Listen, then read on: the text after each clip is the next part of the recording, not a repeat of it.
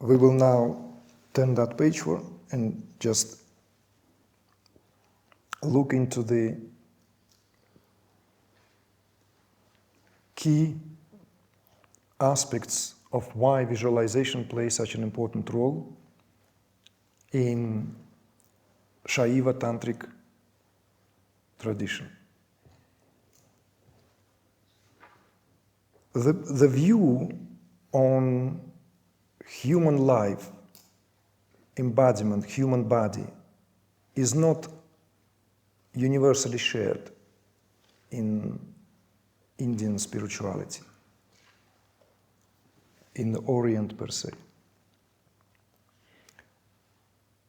This could be also, and this is a suggestion, proposition, because India itself as a country, due to the specific ways of its understanding of spirituality, has been always innocently opened to any foreign influences. This is very interesting. You cannot come to Saudi Arabia and suddenly preach your God. It will not be simply, you will not be invited. You cannot do that in Vatican either. You see? But many Hindu temples were used by worshippers interchangeably. And what's interesting is that India, in fact, is known for that, for absorbing into itself easily any such so-called foreign views, perspectives, ideas, and ideologies when it comes to the relationship with the divine, precisely because of the very, very principles that are foundational to Hinduism. Not to confuse it with Hinduism as a religion. Hinduism itself comes from Vedic civilization. But it doesn't mean that Hinduism is an identical expression of Vedic truth. Some of the aspects certainly are. And one of these aspects is that what is known as the concept of Ishvara and the concept of Ishta Devata. Particularly Ishta Devata here is of importance because Ishta Devata, it's that democratically chosen personal relationship with the divine. It's that what cannot be imposed on anyone. Even if you are born in a household of, let's say, of Vaishnavites, you can still choose myriad of different deities and gods to take as your guardians, as your chosen deities. Even if your mom and dad worship or have their own, you will not be seen as an outcast. It's part and parcel of the culture. I mean, I don't want to go into like the 1,000 names of Shiva, 1,000 names of Vishnu. You know it. I hope you've heard it at least once, that there are, this is the variety. There are endless names. Somewhere I read or heard there are how many millions? Mind-boggling number of millions of gods. Millions and millions. I don't know, is it 64, 65, Harish? Do you remember? 3 million. 3 million? No, there is in tens. Maybe they're growing. Yeah, it's possible. There are like millions of deities. How is it even possible? Just like there are millions of yogic asanas. So it's an incredibly rich culture. But the main premise here is this, is that you can worship divine in your own way, in the way you chose it, because of that multivalent ways that it opens up to. So if someone comes and says, Christ is the only Savior, of course, come in. you know. But I want to build church and that's only for Christ. Fantastic, we have Ganesha here, Shiva temple, Saraswati, Kali, be careful there. So like, you know. So the missionaries were having a ball of a time, you can just imagine. Wow, we don't need to, surprise. It's like almost like, you know, like no resistance. Same with Islam. Any religion that came in India did not met any resistance because of that, what is inherent in the culture.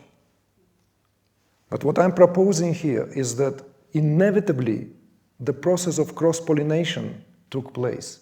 And some of these ideas seeped as deep and as far into the furthest corners of the way the Vedantic, Vedic truth has been, let's say, expounded on for millennia in the earlier preceding centuries and epochs.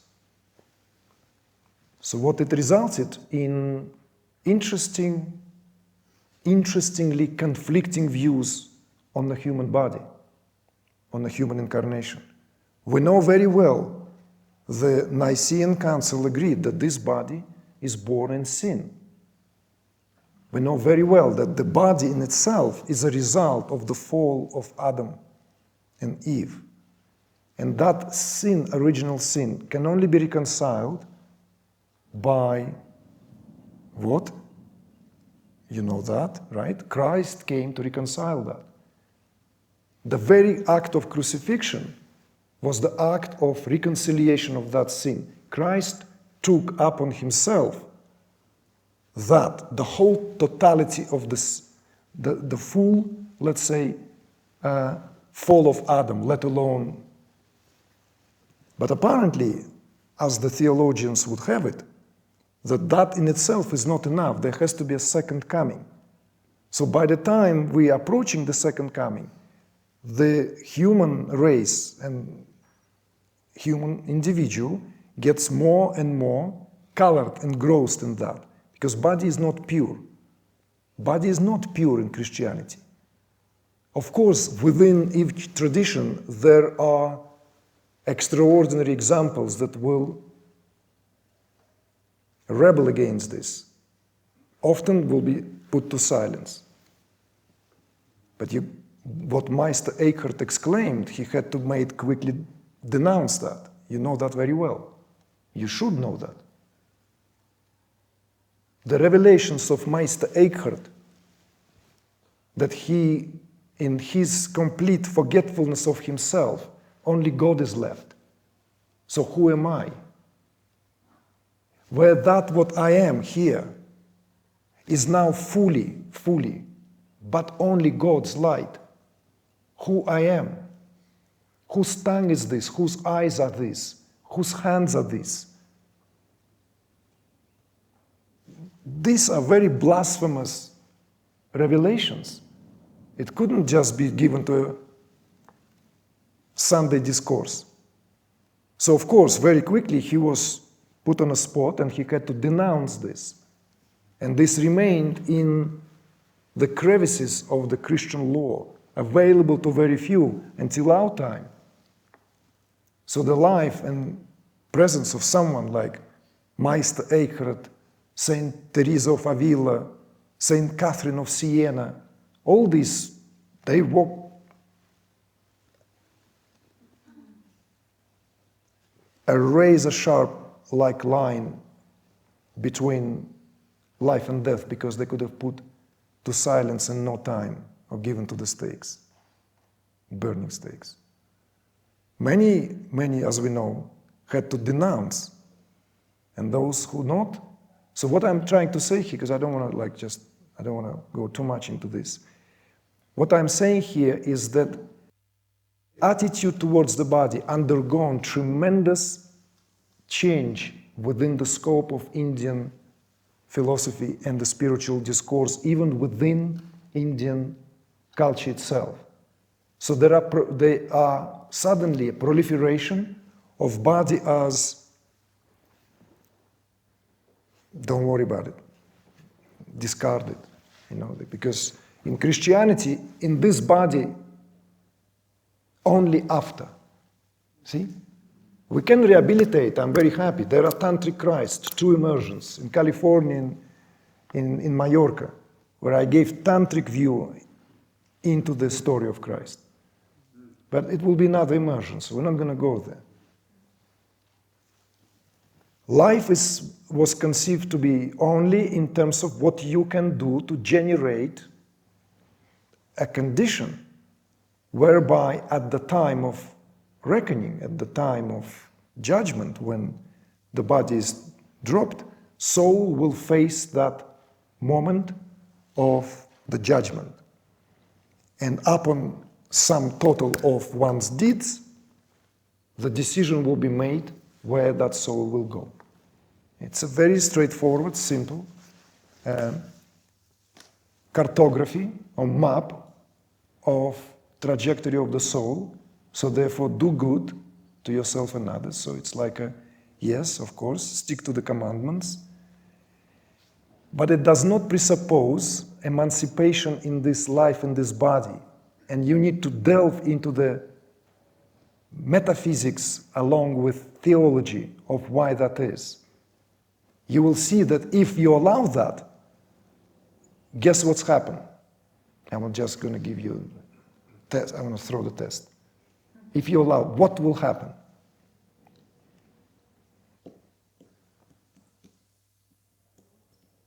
If the emphasis is suddenly allowed to shift onto the body as the temple of God, then the temple as the authority of the church becomes subordinate. Yeah, yes, exactly. The mediator's job is out of job. At least the importance is deflated. So this is one of the key aspects. In other words, for me, I'm complete and utter iconoclast. I'm a rebel. I should be on a black list of the Vatican, if they keep one. Because to me, the history of religion is only on the account of Shakti entering through the arts and through the hands of the artisans, through the areas of Bach and Telemann. This is where the Shakti of Christ lives, not in the churches, not in the discourses, not in the sermons. Those who have tried to create their own, yes, there were. The Quakers, the Shakers, the Pentecostals, taking us back to the essence of what we are set to unravel here. It's just happened that that view began to get solidified and taking the momentum in Indian culture as well, in the landscape of spirituality in the Indian subcontinent. And you can see that in some of the key figures whose influence goes far and wide, that disdain and disregard for body is there, runs very often, resurfaces. For example, that what's body? It's just a place of disease, it's a place of decay. And confirmations to that are given through the non-dual scriptures, some of the canonical ones. See? The aforementioned Ashtavakra Gita, for example. This ultimate unapologetic, very, very, very sort of like cut through it all. So, as that began to gain the momentum, as that view, the teachings of Tantra begin to get on the rise and gain recognition as a response to that. As a response to that. So these tantric visualizations that Shaivites are known for have that noble goal in rehabilitation of the sanctity of the human body as a place of a gathering of divine forces, divine powers, Shaktis, deities, and as a consequence, temple. So it's literally here has twofold goal. On one hand, to overcome the impact of samskaric impressions, the impressions that come from the samskaric field, that abstracts direct cognition of these divine energies, because psychic tendencies take precedence. And these psychic tendencies then also fortified by an attitude that the body is a place of sin, disease and decay, and in any case, the notion that the utmost reality, the absolute, the Godhead, is omniscient, and this body would be shed sooner or later anyway. So why to place emphasis here in the first place contributes to the fortification of the samskaric field. Tantrikas understand that very clearly, and therefore this teaching is seen as counter movement within the culture to awash it anew and to bring back the earlier perspectives that are present in the Puranic literature. Puranic is even preceding the Upanishads. Puranic literature is the most ancient accounts, literally accounts left in this culture, which speaks about human being as nothing other than a conglomerate of divine energies, of expression of different Shaktis. And it views the human being in terms of mandala. So the human being itself here is considered to be not some kind of byproduct of some sort where it needs to be dealt with or bared with for a while, patiently enough, and then the ordeal will be over as long as we give enough attention to what is here our job. But contrary to that, it has this complete and utter remake that it is here where the juice of it all, that it is in the body where everything is taking place, in the human body. So this is a revival of a very ancient teachings. Very ancient teachings which viewed human existence in very different terms. So this is, if you will, the importance of visualizations, because this visualization deals with the power of the language, which, as we know, is known for, it's like a double-edged sword. On one hand, it can cut and dismember, in other words, divide. On the other hand, it can cut through. Or if another analogy is given, it's that what conceals, but language is also, if properly and appropriately applied, is that what can reveal. And visualization, of course, is the utilization of the internal language. Even as we will do that in the form of a guidance, it will be cognized by each and every one of you through the internal ear, internally applying these visualizations to your own processes, so that this power of the language to begin to create vibrations which align these structures, let's say this mandala that is there but maybe buried, maybe covered by the field of samskaric impressions, these psychic impressions, and allows these frequencies to rise. So in doing so, it fulfills two purposes here.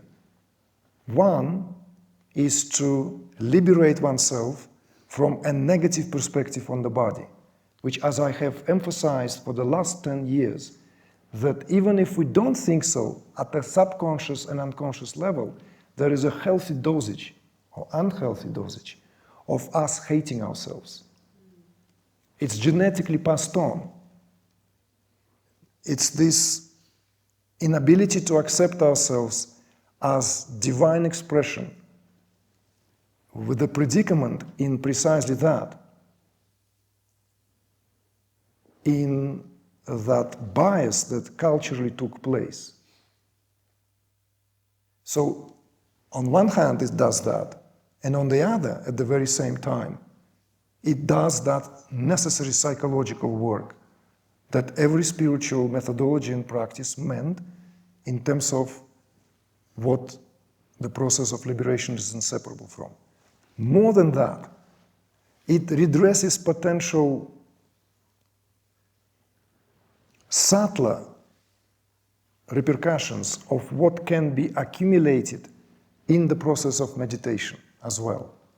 Because in meditation, we can maybe experience ourselves free from some of the more obvious muck as we begin to transcend.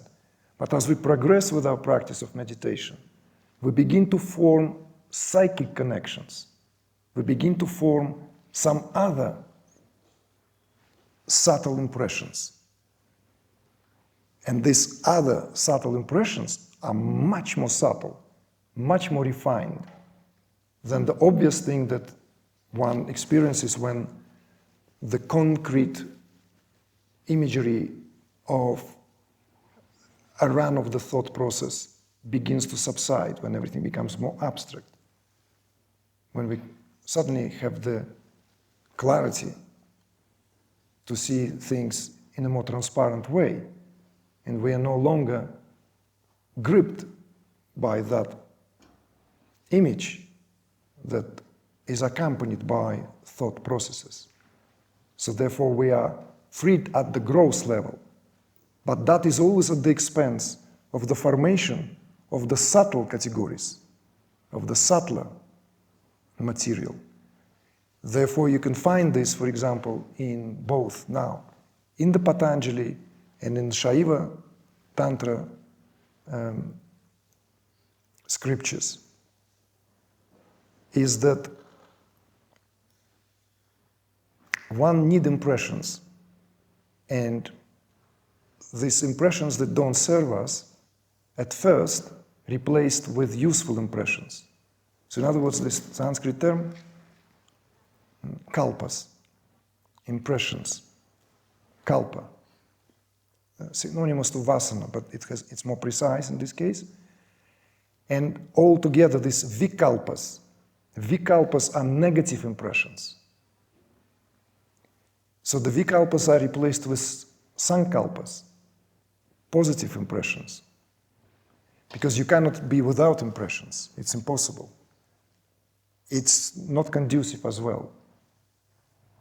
So therefore, it's a kind of a fair trading going on.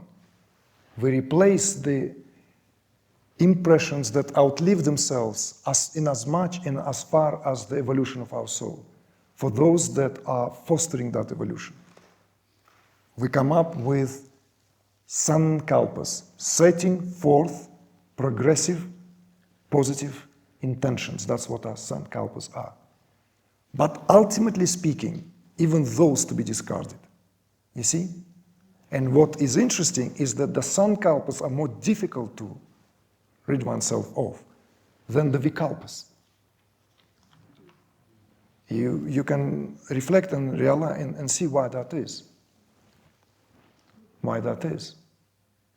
Well, a simple example will be, we can easily, when we see through some of the things we don't like in societal order, right, in the way that organization function. Let's say we can be disillusioned in our government of the country we are and no longer willing to carry the flag, right? So it doesn't take much to become a pirate in one's own country.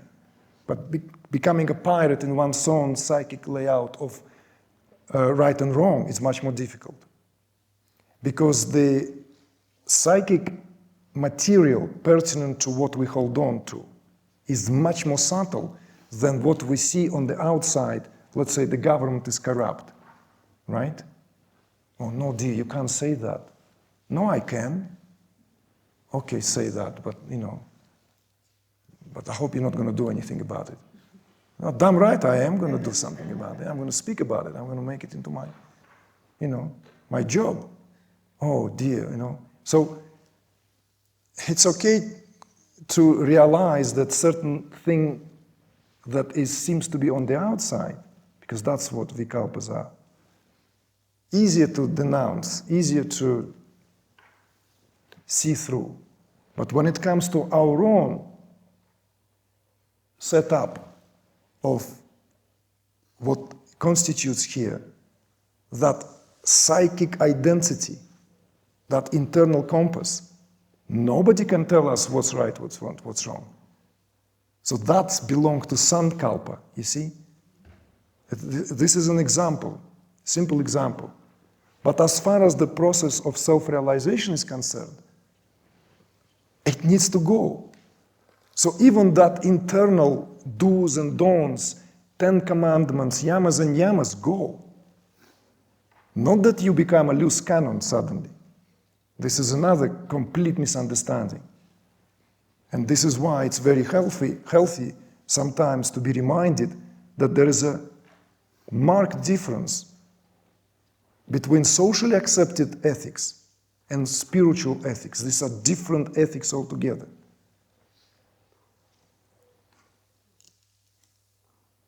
But of course, in our day and age, only socially accepted ethics are projected onto spiritual ones.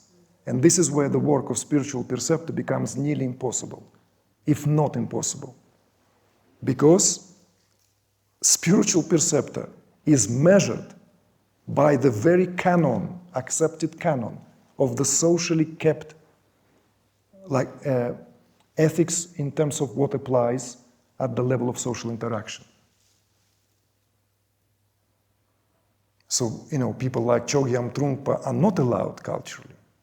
They will always be personas non gratas. So this is just an example to illustrate, and it's very helpful sometimes to revisit the set of our internally held, dearly held values, and see if we can loosen them up. Just to loosen them up. I'm not saying it, part with them. Because parting with them, please listen to this carefully. Parting with them is also not only easy, but can be accompanied by unwanted circumstances, undesirable, because it's on par of walking out of it fully. And unless we have utterly and entirely anchor ourselves in, now we can say that, truly non-dual vision of reality, we can be subjected to anything. More about it later, because it's a very interesting and fascinating topic. So in other words, it has to be a skillful emptying. Skillful emptying. Not to be derailed into very undesirable states of complete dissociation, to become a walking zombie, essentially, because this kalpas here, in a way, kind of a safeguard. These are the boundaries of our identity. There are boundaries of our identity, and consciousness has this. It breaks the boundaries, but it immediately installs other boundaries. Then we taste ourselves against these further boundaries. When these boundaries outlive themselves, we want to push against further as the expansion goes. But then immediately it creates other boundaries. But to go completely beyond the boundaries, it's not desirable either, because then undesirable repercussions can happen, which can result in a variety of unwanted, even pathological states, which will take time. In Indian culture, it's known as musts. They're like children of God. eating, defecating in the same place, and gone. Not even like children, it's the wrong word. Toddlers-like.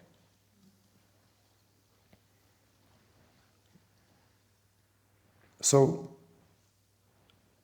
this is the place and role of visualizations. It's what cultures at the level of the heart.